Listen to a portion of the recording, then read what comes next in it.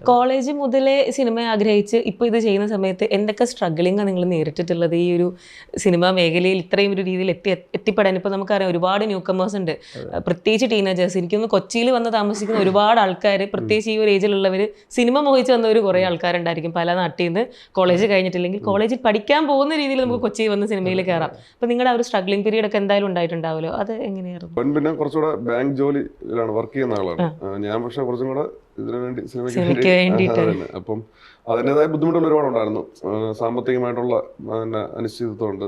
പിന്നെ മൊത്തത്തിൽ ഇതിനൊരു ഭയങ്കരമായ അൺസർട്ടനിറ്റി ഉണ്ട്. ഇപ്പൊ നമ്മൾ കൂടുതൽ സക്സസ് സ്റ്റോറീസ് ആണ് കാണുന്നത്. ഒരുപാട് ഇതിനേക്കാളും 10 മടങ്ങ് ആൾക്കാർ ഇതിനു വേണ്ടി സ്വപ്നം കാണുന്നവരുണ്ട്. നമുക്ക് ഇമാജിൻ ചെയ്യാൻ പറ്റാത്ത നമ്പർ ഓഫ് ആൾക്കാർ ഇത് സ്വപ്നം കാണുന്നുണ്ട്. അതിൽ തന്നെ വലിയൊരു വിഭാഗം ഇതുപോലെ ഇറങ്ങി തിരിച്ച് സ്ട്രഗിൾ ചെയ്യുന്നവരുണ്ട്. അതിൽ കുറച്ച് പേരെ വിചാരിക്കുന്ന പോലെ ഇതിലോട്ട് കൃത്യമായിട്ട്, അപ്പം അതിന് നമ്മുടെ കയ്യിലുള്ള സംഗതികൾ, അതിന്റെ ക്വാളിറ്റി, അതിനോടൊപ്പം നമുക്ക് ഒരിക്കലും കൺട്രോൾ ചെയ്യാൻ പറ്റാത്ത വേറെ കുറെ എലിമെന്റ്സ് എല്ലാം കൂടെ ചേർന്നെങ്കിലേ ഇത് കൃത്യമായിട്ട് സംഭവിക്കത്തുള്ളൂ എന്നൊരു റിയാലിറ്റി ഉണ്ട്. അപ്പൊ ഏറ്റവും അടിസ്ഥാനപരമായിട്ട് വേണ്ടത് കൃത്യമായ ഒരു സിനിമ നമ്മുടെ മനസ്സിൽ ജനിക്കുക എന്നുള്ളതാണ്. ഒരു ഒരു സക്സസ്ഫുൾ ആകാൻ സാധ്യതയുള്ള ഒരു സിനിമ നമ്മുടെ ഉള്ളിൽ ജനിക്കുക, അത് ഫുൾ സ്ക്രീൻ പ്ലേ ആയിട്ട് തന്നെ ഉണ്ടാകുക എന്നുള്ളതാണ് ഏറ്റവും പ്രധാനപ്പെട്ട ഒരു സംഗതി എന്ന് തോന്നുന്നു. അപ്പൊ നമുക്ക് ഒരാളോട്ട് അപ്രോച്ച് ചെയ്ത് നമ്മുടെ കയ്യിലുള്ള സാധനം ആദ്യം അത് നല്ല സാധനമായിരിക്കണം.